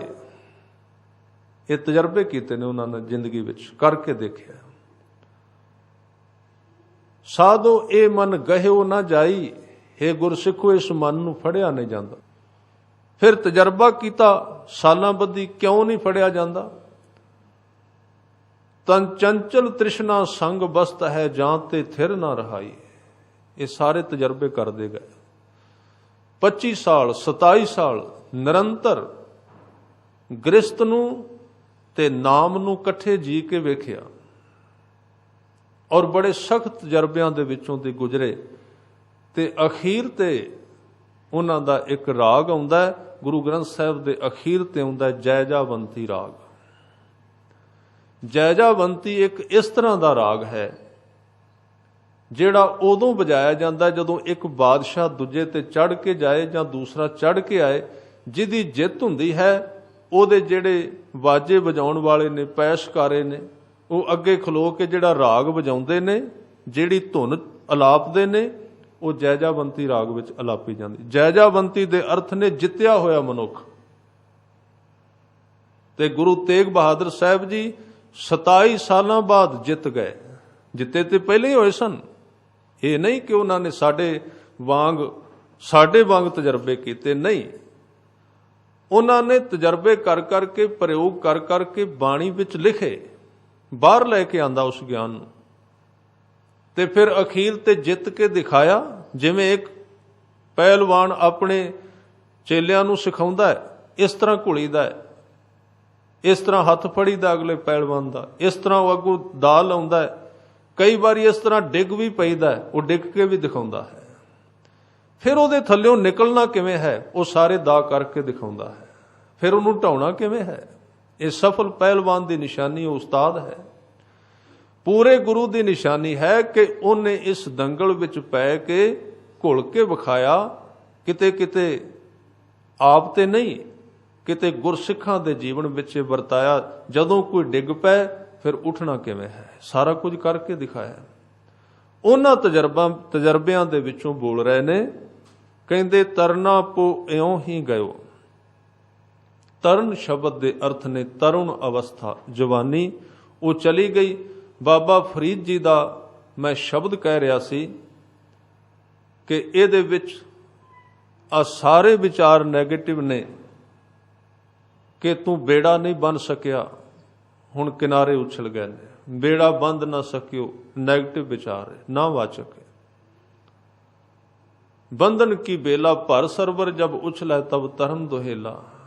अगले भी दोवें नैगेटिव ने अगलियां पंक्तियां, उन्हां विच भी कहा गया कि दुधा थणी ना आवे फिर होए ना मेला। अगला विचार है, अगली पंक्ति है जिहदे विच साहिब गुरु तेग बहादुर साहब जी बचन करते ने, एक आपी न पतली सह केरे बोला। अंदर कमजोर पै गया जग्यासू दा, उत्तों परमात्मा की झिड़क है गुरु की। फिर किसी ने कहा जी ये तो कमजोरी की व्याख्या, हुण कमजोर बंदे का कोई इलाज भी है, वो की करे? एक बुजुर्ग की करे, एक डिग्या होया की करे? ते रहाव दी तुक विच क्या हथ ना लाए कसुंबड़ै जल जासी टोला। हुण तू एक काम कर, कसुंबे नूं हथ ना लाई। कसुंबे दे अर्थ ने बलदी हुई अग, वैसे कसुंबे दा फुल भी है। बलदी हुई अग नूं हथ ना लाई। कसुंबे दे अर्थ ने संसार, कसुंबे दे अर्थ ने पदार्थ। हथ ना लाई, सेक लै सग नूं दूरी ते रख के। जे तू इनू फड़िया ते साड़ देगी। जल जासी ढोला, अग नूं हथ विच ना फड़ी, इहदी वरतों कर। पदार्थ नूं कब्जा करन दा यतन ना करी, तेनू साड़ के रख देगा। तू सोचना मैं पदार्थ नूं फड़ लिया, ये तेरी ना समझी है। तू संसार नूं इकट्ठा कर लिया, संसार मेरे कोल आ गया। ये तां तू सारी अग इकट्ठी करके अपने जीवन विच पा लई, इहदे तो दूरी रखनी सी। फिर इत्थे क्या कहे फरीद सहेलियो सहो अलाए सी। जे तू कसुंबे नूं हथ ना लाया, जे तू गुरु के शब्द की कमाई की, माया तू उच्चारिया, फिर शायद तेनू 100 अलाए सी बुला लवे। एक ते अर्थ ने, परमात्मा तेनू जींदे जी बुलाएगा, आवाज देगा भी आ मैं तेनू प्रवान कर लेना। बुलावा ਉਹਦੇ ਵੱਲੋਂ दो प्रकार ਦਾ है। एक ते खुश हो के जिਉਂਦੇ जी ਕਈਆਂ ਨੂੰ बुला ਲੈਂਦਾ है, आ मैं तेनू प्रवान कर लिया है, आ तेनू मैं अपने घर विच थां दे देना। पंच परवान पंच प्रधान, पंचे पावै दरगह मान, पंचे सोहै दर राजान। ते जिन्हां नू ਇਹ बुलावा ना आवे, जिन्हां नू ਇਹ सदा ना आवे, फिर वो आप नहीं सददा, फिर दूजी शक्ति है मौत, फिर ਉਹਦੇ ਰਾਹੀਂ सददा है। वो सदना होर है। ਉਹਨੂੰ भी कह रहे ने फरीद साहब कि कहे फरीद सहेलियो सहो अलाए सी। परमात्मा फिर मौत दे राਹੀਂ सदेगा। बुलावा दो तरह का है। जे तू इस जीवन दे विच गुरु के शब्द के राह ते ना तुरिया, हंस चल सी डूमना। डूमना दे अर्थ ने दो तरह का मानसिक तनाव, दुबदा दा जीवन। ये अंदरला हंस एक रोग तो ग्रस्त हो के इथों जाएगा, नूं कहंदे डूमना। डूमना दे अर्थ ने मन दे दो हिस्से। दुबदा मन दे दो हिस्से की, अखां ते पढ़ रही ने पाठ, अखां दे विचली शक्ति कोई होर पासे गई हुई है, उन्होंने कहते डूमना है। दो मना वाला मनुख, ये दो मन ने। एक ऐसा ਸਰਪ ਵੀ ਇਸ ਧਰਤੀ ਤੇ ਪੈਦਾ ਕੀਤਾ ਕੁਦਰਤ ਨੇ, ਜਿਹਨੂੰ ਦੋ ਮੂੰਹਾਂ ਵਾਲਾ ਸੱਪ ਕਹਿੰਦੇ ਨੇ। ਦੋ ਮੂੰਹ ਹੀ ਹੈ, ਦੋ ਮੂੰਹ ਨੇ ਉਸਦੇ। ਅਸਲ ਵਿੱਚ ਇਹ ਮਨੁੱਖ ਦੇ ਮਨ ਦੀ ਤਸਵੀਰ ਹੈ। ਜਿਵੇਂ ਉਸ ਸੱਪ ਦੇ ਦੋ ਮੂੰਹ ਨੇ, ਉਸੇ ਤਰ੍ਹਾਂ ਮਨ ਦੇ ਦੋ ਮੂੰਹ ਨੇ। ਉਹਦੇ ਬਾਰੇ ਇੱਕ ਰਵਾਇਤ ਹੈ ਕਿ ਇਹ ਦਮੂਹੀ ਸੱਪ ਜਿਹਨੂੰ ਇੱਕ ਵਾਰੀ ਵੱਢ ਜਾਏ, ਮਹੀਨੇ ਬਾਅਦ ਫਿਰ ਵੱਢਦਾ, ਭਾਵੇਂ ਕਿੰਨਾ ਬਚੇ। ਇੱਕ ਰਵਾਇਤ ਹੈ, ਜਿਹਨੂੰ ਇੱਕ ਵਾਰੀ ਉਹ ਸੁੰਘ ਜਾਏ, ਉਹ ਮਹੀਨੇ ਬਾਅਦ ਫਿਰ ਉਹਨੂੰ ਵੱਢਦਾ, ਫਿਰ ਡੰਗ ਮਾਰਦਾ। ਮਨ ਦੀ ਪ੍ਰਕਿਰਿਆ ਹੈ ਸਾਰੀ। ਮਨ ਜਿਹੜੇ ਵਕਤ ਜਿਹੜੀ ਚੀਜ਼ ਬੰਦੇ ਤੋਂ ਮੰਗਦਾ ਸੰਸਾਰ ਦੀ, 24 ਘੰਟਿਆਂ ਬਾਅਦ ਫਿਰ ਉਹੀ ਮੰਗਦਾ ਹੈ, ਹੋਣਾ ਚਾਹੀਦਾ ਹੈ। ਉਹਦੇ ਦੋ ਮੂੰਹ ਨੇ। ਜਿਹੜਾ ਇਸ ਦੋ ਮੂੰਹ ਤੋਂ ਪਾਰ ਨਿਕਲ ਗਿਆ, ਇਹ ਕਲਯੁਗ ਹੈ, ਇਹ ਸ਼ੈਤਾਨ ਹੈ, ਇਹ ਸਾਰਾ ਕੁਝ ਹੈ। ਹੰਸ ਚਲਸੀ ਡੋਮਣਾ, ਐ ਤਨ ਢੇਰੀ ਥੀ ਸੀ। ਸਰੀਰ ਮਿੱਟੀ ਦਾ ਢੇਰ ਹੋ ਜਾਏਗਾ ਜੇ ਤੂੰ ਇਹਨੂੰ ਸੰਭਾਲਿਆ ਨਾ। ਗੁਰੂ ਤੇਗ ਬਹਾਦਰ ਸਾਹਿਬ ਪਾਤਸ਼ਾਹ ਜੀ ਬਚਨ ਕਰ ਰਹੇ ਨੇ। ਸਹਿਬ ਕਹਿੰਦੇ ਤਰ ਨਾਪੋ ਇਉ ਹੀ ਗਇਓ। ਤਰੁਣ ਅਵਸਥਾ ਜਵਾਨੀ ਐਵੇਂ ਹੀ ਗੁਜ਼ਰ ਗਈ, ਭਾਵ ਵਿਅਰਥ ਹੀ ਚਲੀ ਗਈ। ਸਹਿਬ ਕਹਿੰਦੇ ਲਿਓ ਜਰਾ ਤਨ ਜੀਤ।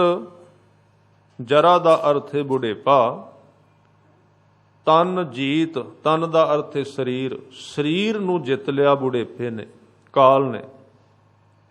ਭਾਰੂ ਹੋ ਗਿਆ ਸਰੀਰ ਤੇ। ਕਹੋ ਨਾਨਕ ਭਜ ਹਰ ਮਨਾ,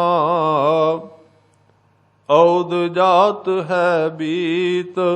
ਇਸ ਵਿਚਾਰ ਨੂੰ ਸੁਣ ਕੇ, ਹੇ ਮੇਰੇ ਮਨ, ਗੁਰੂ ਤੇਗ ਬਹਾਦਰ ਸਾਹਿਬ ਜੀ ਤੈਨੂੰ ਉਪਦੇਸ਼ ਕਰ ਰਹੇ ਨੇ ਕਿ ਤੂੰ ਵਾਹਿਗੁਰੂ ਦਾ ਭਜਨ ਕਰ। ਤੇਰੀ ਔਦ, ਤੇਰੀ ਉਮਰ ਨਿਰੰਤਰ ਇੱਕ ਇੱਕ ਪਲ ਕਰਕੇ ਨਿਕਲਦੀ ਜਾ ਰਹੀ ਹੈ, ਬੀਤਦੀ ਜਾ ਰਹੀ ਹੈ। ਫਿਰ ਜਦੋਂ ਇਹ ਬੁਢੇਪਾ ਆਉਂਦਾ ਹੈ ਤੇ ਸਾਹਿਬ ਉਹਦੀ ਇੱਕ ਅਵਸਥਾ ਦੱਸਦੇ ਨੇ। ਸਾਹਿਬ ਕਹਿੰਦੇ ਬਿਰਧ ਭਇਓ ਸੂਝੈ ਨਹੀਂ, ਕਾਲ ਪਹੁੰਚਿਓ ਆਨ। ਬਿਰਧ ਅਵਸਥਾ ਦੇ ਵਿੱਚ ਜਦੋਂ ਸ਼ਕਤੀ ਸ਼ੀਨ ਹੋ ਗਈ ਤਾਂ ਉਸ ਵੇਲੇ ਸੁੱਝਦਾ ਕੁਝ ਨਹੀਂ।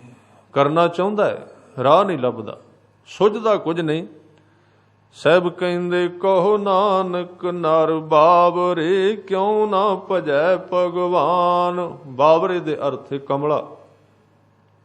ਹੇ ਕਮਲੇ ਮਨੁੱਖ, ਤੂੰ ਇਸ ਦਸ਼ਾ ਵਿੱਚ ਸਾਰਾ ਕੁਝ ਵੇਖ ਕੇ ਵੀ ਪਰਮਾਤਮਾ ਦਾ ਭਜਨ ਕਿਉਂ ਨਹੀਂ ਕਰਦਾ, ਉਹਦਾ ਨਾਮ ਕਿਉਂ ਨਹੀਂ ਜਪਦਾ। ਗੁਰੂ ਤੇਗ ਬਹਾਦਰ ਸਾਹਿਬ ਪਾਤਸ਼ਾਹ ਜੀ ਇਹ ਬਚਨ ਕਹਿ ਰਹੇ ਨੇ। ਸਾਧ ਸੰਗਤ, ਇਥੋਂ ਤੱਕ 4 ਅੰਕਾਂ ਦੀ ਵਿਆਖਿਆ ਹੈ।